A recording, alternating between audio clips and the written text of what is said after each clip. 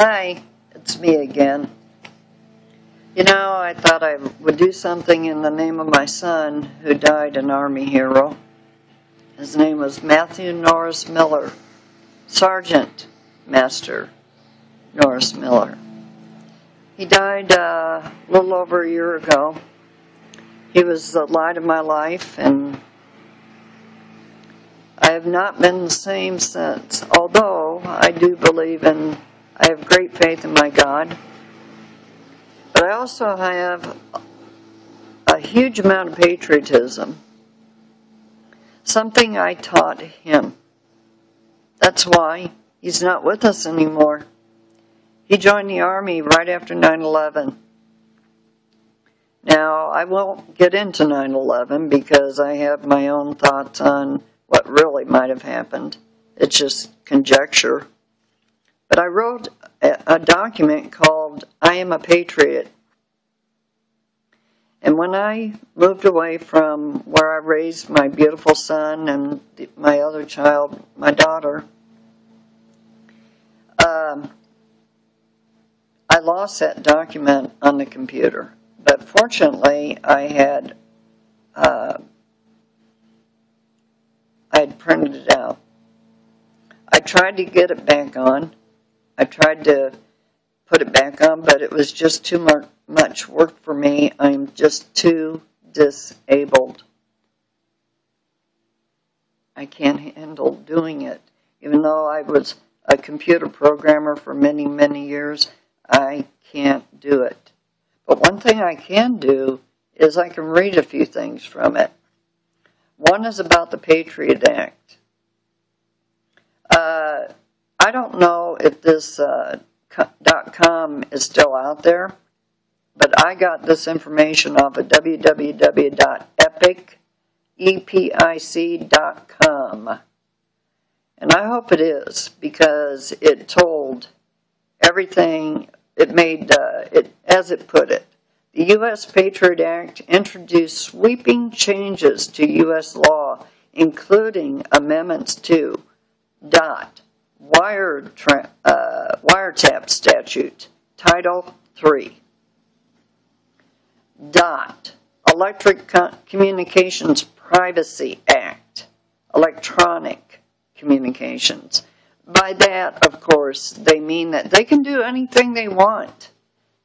I see on Google Plus all the time the shock of people when they find out what the government is starting to do. Well, they aren't starting to do anything. They've been doing it. I'm sorry, but I even said in a post, wake up. I'm not trying to be mean. I'm trying to educate people. Computer Fraud and Abuse Act, Foreign Intelligence Surveillance Act, Family Education Rights and Privacy Act, PIN Register and Trap and Trace Statute, Money Laundering Act, Immigration and Nationality Act. Isn't this interesting? You know, when you get deeper into these acts, by the way, most of them are totally against our original United States Constitution. Money Laundering Control Act, Bank Secrecy Act. Now that's a goodie. I worked for a bank, but by law they could put me in jail if I told anybody anything that I had to do once all this went into effect.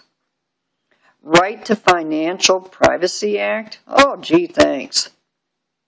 Fair Credit Reporting Act. Now that's a joke. Nobody's ever fair credit reported my stuff. I can tell you that right now. I have thought about bringing lawsuits against some of these people. They quadruplicate your stuff. And half the time, it isn't even right. 3/4 of the time, they ruin people's credit, and it's all part of the plan. It's all a big money maker for some big business.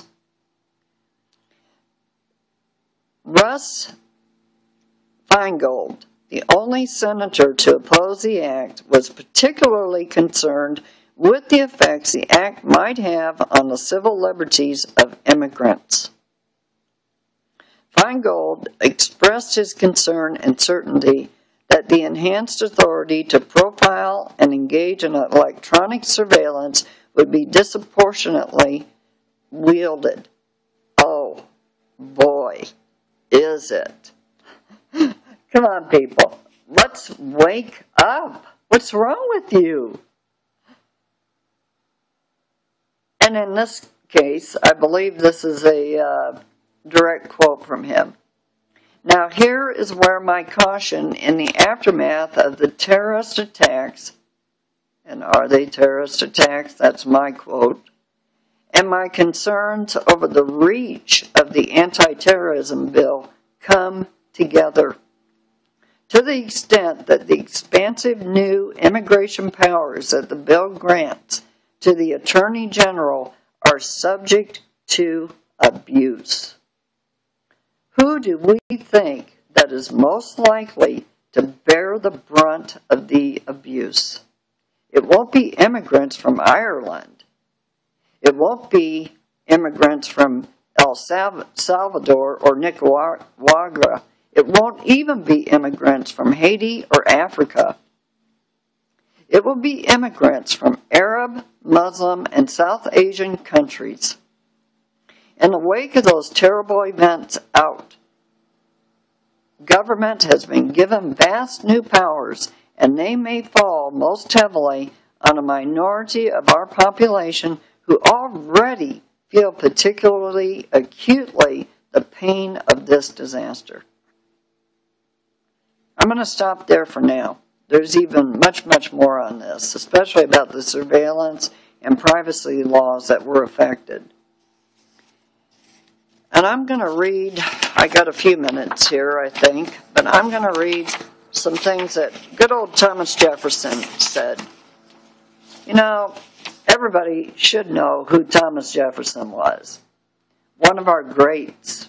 Of course, in this day and age, there's no way we would have elected him president. Oh, no. Our media is too busy making a big deal out of people's private lives. Good heavens, give me a break. Is there any perfect human out there? I don't think so. I really don't.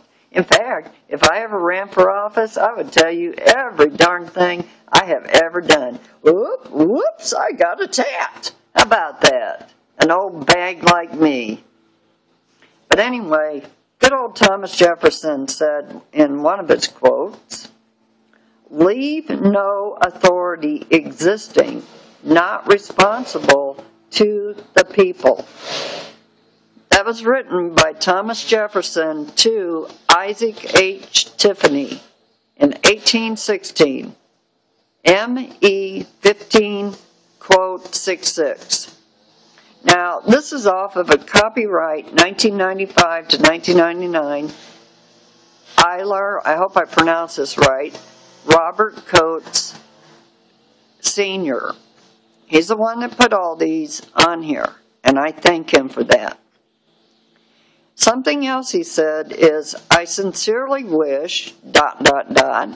we could see our government so secured as to depend less on the character of the person in whose hands it is trusted. Bad men will sometimes get in, and with such an immense patronage may make great progress in corrupting the public mind and principles. This is a subject with which wisdom and patriotism should be occupied." Thomas Jefferson to Moses Robinson, 1801, ME 10, quote 237. It could be said today. It's as if he were here today. There'll be more on this. I don't care if anybody sees this or not, to be honest with you. I'm just trying to honor my dead son.